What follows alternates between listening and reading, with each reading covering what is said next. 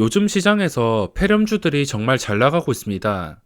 특히나 마스크 관련주들이 끝없이 오르고 있는데 금요일 시간에 거래해서 무더기로 좀 묵직한 하락이 나왔습니다. 웰크론이 시간에 거래해서 이 공시를 보시면 이대주주 보유주식 매도 이런 공시가 나와서 하한가에서 마감했습니다. 이게 최대주주든 이대주주든 간에 이 공시가 뜬 뒤에 빨간불에서 거래가 되던 이 웰크론이 그리고 보합 상태까지 갔다가 순식간에 하한가 근처까지 내려앉아서 하한가에 두 번 체결되면서 거래가 마감되었습니다. 이것 때문에 불똥이 튀어서 다른 종목들도 무더기로 하락한 상태였습니다. 주말 동안 기분을 안 좋게 보내시는 분들이 많을 것 같습니다. 이게 웰크론을 본다면 잔량이 많이 쌓인 건 아니지만 주가가 공시가 나오고 나서 바로 반응을 주어서 하한가에서 마감했습니다. 나머지 종목들도 거의 5%, 6% 묵직한 하락이 나오면서 마감했는데 단기간에 이렇게 많이 오른 주식은 조그만 악재가 뜨더라도 주가가 과민하게 반응할 수밖에 없습니다. 지금 시간에 거래해서 하한가에 마감했지만 이게 월요일 시장에서 마이너스 10%에 출발하든 마이너스 7%에 출발하든 어디에서 출발해도 상관없습니다. 종가를 봐야 되는데 종가가 꽤나 큰 장대 음봉이 나온다면 그때부터 경계를 해야 됩니다. 어떤 급등주든 간에 종가 기준으로 아래 꼬리가 없는 큰 음봉이 나온다면 그때부터 경계를 시작해야 됩니다. 큰 음봉이 나오고 나서 그대로 다시 반등을 바로 해준다면 상관이 없겠지만 큰 음봉이 나오고 나서 거래량이 줄어들면서 서서히 빠진다면 하루에 1, 2%라도 반등하지 못하고 서서히 계속 마이너스로 빠진다면 그때부터 경계를 하셔야 됩니다. 이게 월요일 시장에서 마이너스 10%에 출발하든 아무튼 아래 꼬리가 달리면서 반등이 나와서 마감한다면 지금 추세를 깨기에는 무리가 있습니다. 그리고 지금 관련주들이 정말 많은데 마스크 관련주들 말고 백신 의약품으로 알려진 종목들은 원래 오늘 좀 많이 폭락이 나왔습니다. 하한가 마이너스 10% 이런 제약 관련주들 이런 것들은 추세가 완전히 깨졌다고 봐도 무방하겠습니다. 보시면 최근에 상승했던 폭을 그대로 잡아 먹었습니다.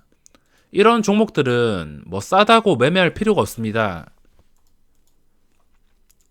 딱 보더라도 지금 추세가 완전히 깨진 상태의 종목들이 상당히 많습니다. 하지만 지금 마스크 관련주들은 저런 종목들이 하락하든 말든 끝까지 상승하고 있습니다. 게다가 종목들을 본다면 추세가 쉽게 깨지기가 어려울 것 같습니다. 그리고 키트 관련주들도 많은데 이거는 삭제를 하겠습니다. 지금 관련주들이 많은데 지금 추세를 거의 완전히 깨버린 상태라고 할 수 있습니다. 수젠텍이 아직 완전히 깨지지 않았고 휴마시스, PCL 이렇게 잘 나가다가 좀 커다란 음봉, 아래 꼬리가 없는 음봉이 뜬다면 분명히 경계를 해야 됩니다. 여기서 아래 꼬리가 달리면서 한 마이너스 10%까지라도 마감했으면 그래도 아직까지는 깬 게 아닌데 지금 장대 음봉이 떴습니다. 이 바디텍메드 이 종목이 마스크 종목은 아니지만 다른 마스크 주들도 잘 나가다가 이런 식으로 장대 음봉이 뜬다면 그때부터 매매를 중단하거나 신규 진입은 최대한 자제하고 주가가 다시 빠지지 않거나 다시 반등해서 이 음봉을 회복해 준다면 그때가 매수 타이밍이 될 수 있겠습니다. 이렇게 대부분의 종목이 추세를 깨려고 하거나 추세가 다 깨진 종목들이 많습니다. 지금은 아무리 봐도 대장주가 마스크 쪽인데 과연 이 웰크론 사태로 끝물일지, 웰크론이 하한가를 가면서 다른 종목도 끝물일지, 아니면 이제 시작이자 매수 기회일지 알아보도록 하겠습니다. 이렇게 거대한 테마를 이루고 있는 우한 폐렴 관련주들은 대장주 중심으로 흘러갈 수밖에 없습니다. 대장주 중심으로 흘러가다가 새로 엮이는 종목이 있다면 그 후속주가 잠깐 급등하였다가 무너지는 경우도 있고, 아니면 맥스로텍처럼 상한가를 가는 경우도 있습니다. 이렇게 후속주들도 정말 강한 흐름이 나오기 때문에 장중에 귀찮더라도 변동성 완화 장치는 꼭 확인을 해주시는 게 좋습니다. 다른 종목이 무너졌어도 이 맥스로텍이 시간의 거래에서 상한가를 유지하면서 마감했습니다. 이런 거대한 테마주들은 대장주 중심으로 흘러갈 수밖에 없고, 이 우한폐렴이 아닌 다른 테마주를 하더라도 대장주가 갑자기 무너진다면 다른 종목들에서도 자연스럽게 매도가 나올 것이고 같이 움직일 수밖에 없습니다. 이렇게 테마주로 엮이는 종목들 중에서 저만의 팁을 드리자면 유통 비율을 살펴보셔야 됩니다. 이 유통 비율이 높다면 대주주의 지분이 얼마 되지 않거나 대주주가 장내 매도가 얼마든지 나올 수가 있습니다. 그래서 이 유통 비율을 무조건 봐야 되는 게, 지금 거래 정지나 관리 종목 같은 종목들을 보면은 종목들이 하나같이 유통 비율이 많은 것을 알 수 있습니다. 이 유통 비율이 무조건 많다고 나쁜 건 아니지만 영업 적자가 나는 종목이나 원래 유상증자나 여러 가지 악재를 뿌렸던 종목들에서는 갑작스러운 악재가 충분히 뜰 수 있습니다. 지금 관리 종목을 대충 보더라도 제가 하나씩 체크할 텐데 유통 비율을 살펴보겠습니다.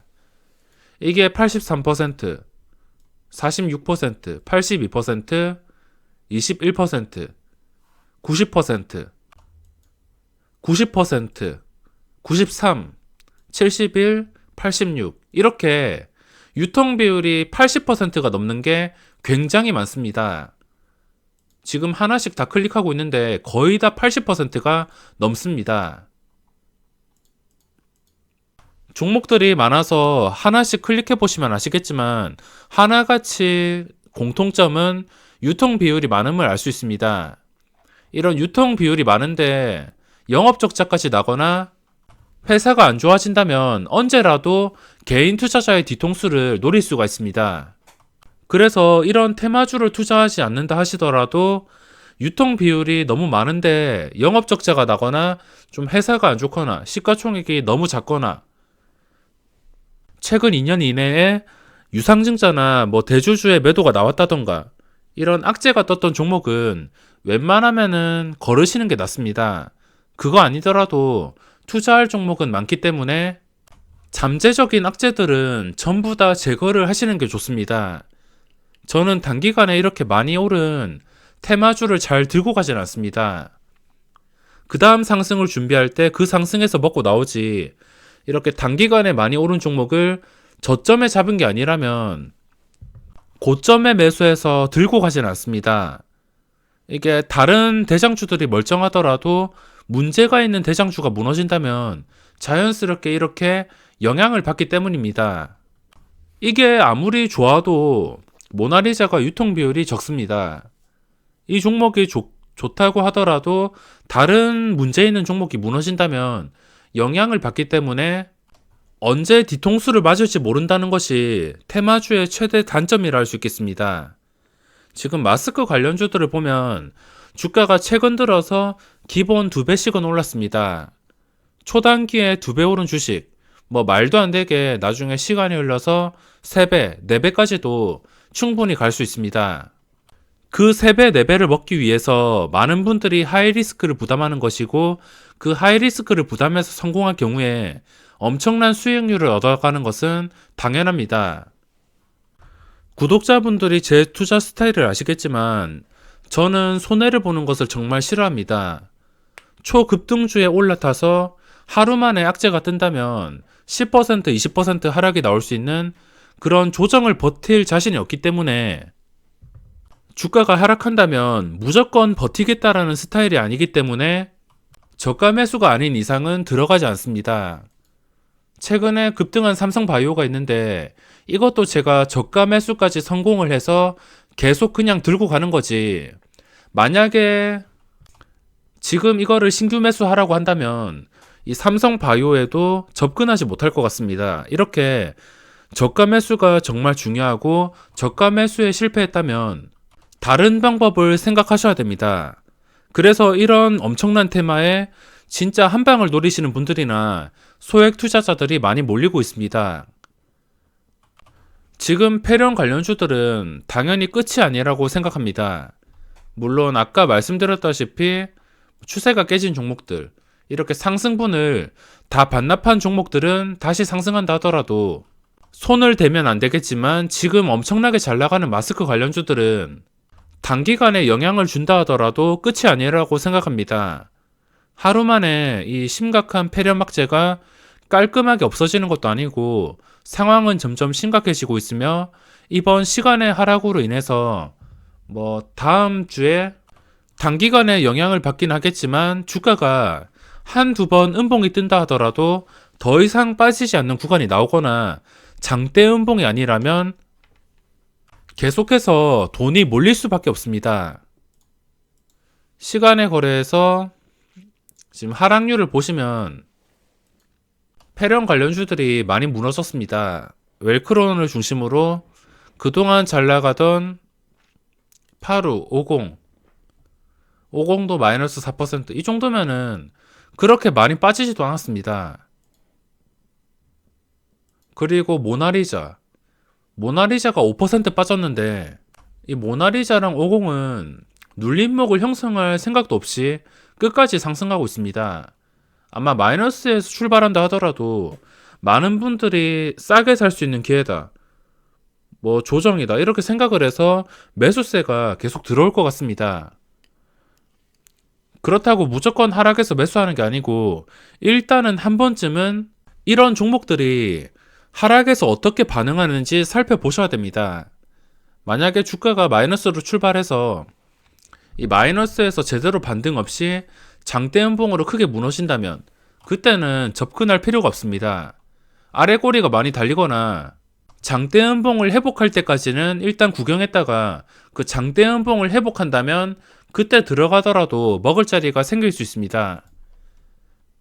그리고 오늘 핫했던 메디앙스가 18%까지 올랐지만 상승폭을 유지하지 못하고 무너졌습니다.